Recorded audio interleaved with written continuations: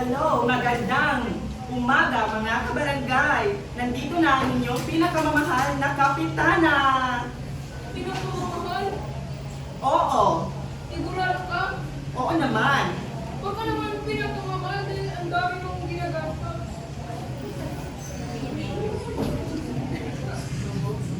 Maligayang pagdating sa Barangay Biglo, kung saan mas mabilis ang chismis kaysa internet, mas mabilis ang selfie kaysa proyekto, at mas sikat ang buwan kaysa sa kapitana. Ano ba?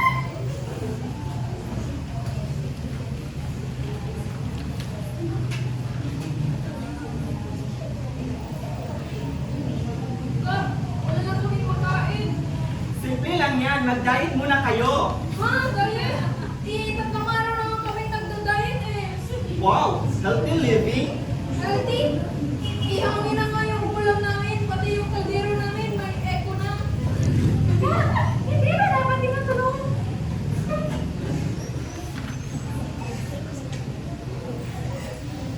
May meeting ako. Saan? Sa sarili ko, Ano na pag-usapan niyo? approve lahat. Scene 3. Girl TikTok Challenge!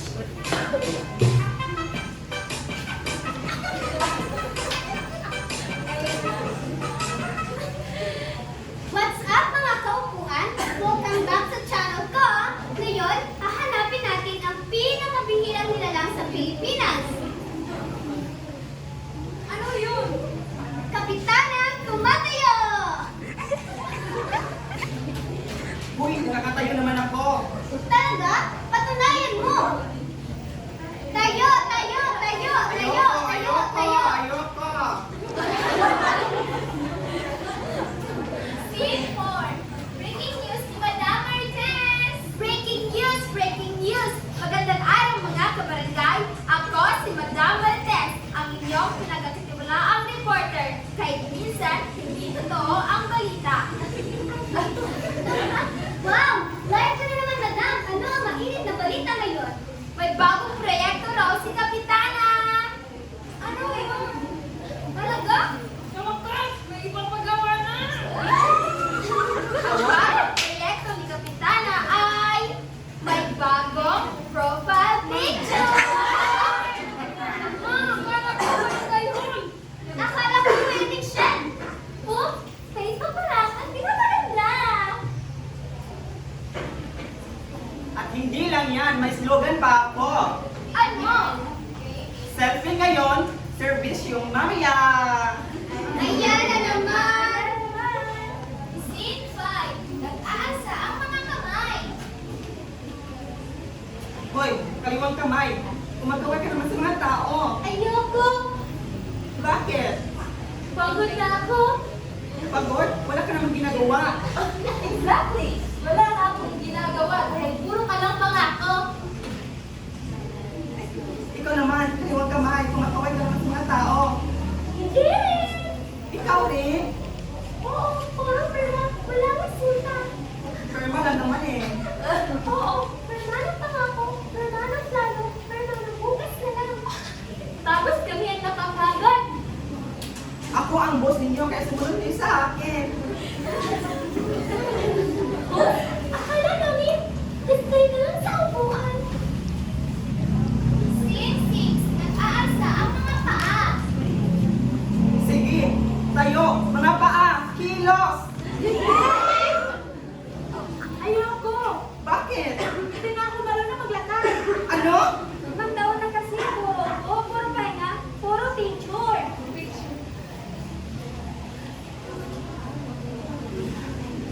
Paalan kayo, kaya sumunod kayo.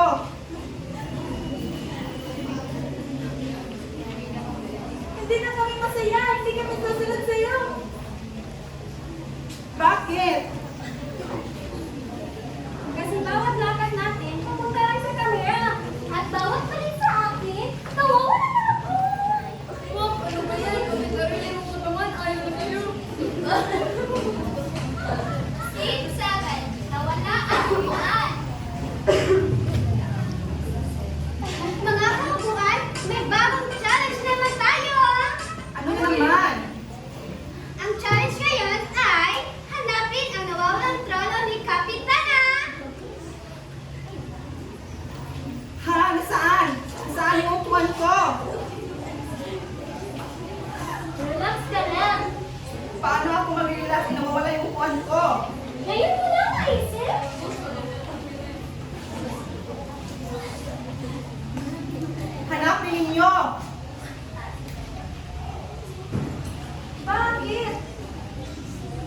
kasi parte kayo ng mga katawan ko.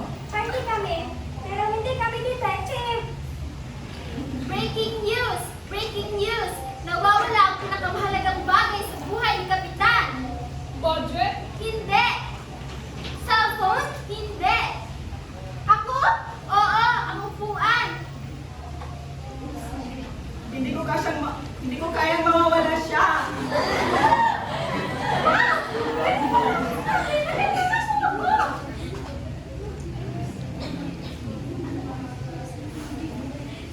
Chair, bumalik ka! Bumalik ka! May kondisyon mo na ako sa kapitana! Ano yon? Tumayo ka muna! Ay, mahirap pala. Mga kaupuan, confirm! Mas mahal ni Kapitana ang upuan kaysa sa serbisyo! Breaking news! Ano na naman? Ang unang bagay na hinahanap ni Kapitan, hindi tao, kundi upuan! Ha ha ha ha ha! Scene A, tingin ni Kapitan sa buhay ng tao. Kap, dahil nawawala ang upuan mo, bukan mo naman ang buhay ng mga pinaglilingkuran mo. Ano na naman ang gagawin ko? Siyempre lang, magtrabaho ka. Trabaho mo? Ano yon? Kak, grabe! Nagtaon ka ng trabaho ko! Sabi mo ba iba ang definisyon ng trabaho? Una, magiging ka. Ha? Ako? Oo. Guys, new challenge! Kapitan ang nagtatrabaho! Ang bigat! Isang timba ko nga lang yan eh. Isa pa? Oo, hindi pa kasama ang problema ng mga taong bayan. Breaking news! Nakita si Kapitan ng may binubuhat. Record ba to? Oo, unang beses ko alam. Scene 9, ang pagbabago ni Kapitana. Mang Ben, patawad. Akala ko noon, ang pagiging reyna ay tungkol sa upuan. At ngayon, At ngayon, alam ko na, ang upuan ay hindi simbolo ng pagiging reyna, kundi ito ay simbolo ng pagiging responsibilidad.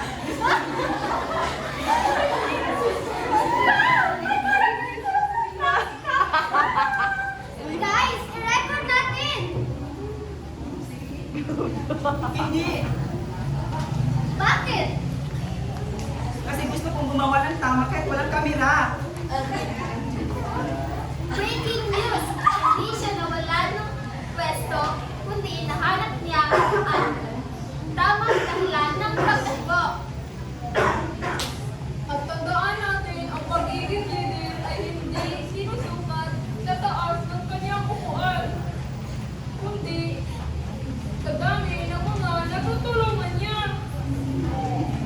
Dahil ang upuan ay hindi ginagawa para maging trono, ginagawa ito para magsilbi.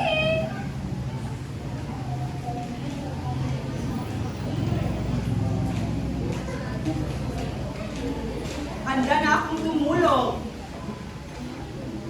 Sandala akong gumawa.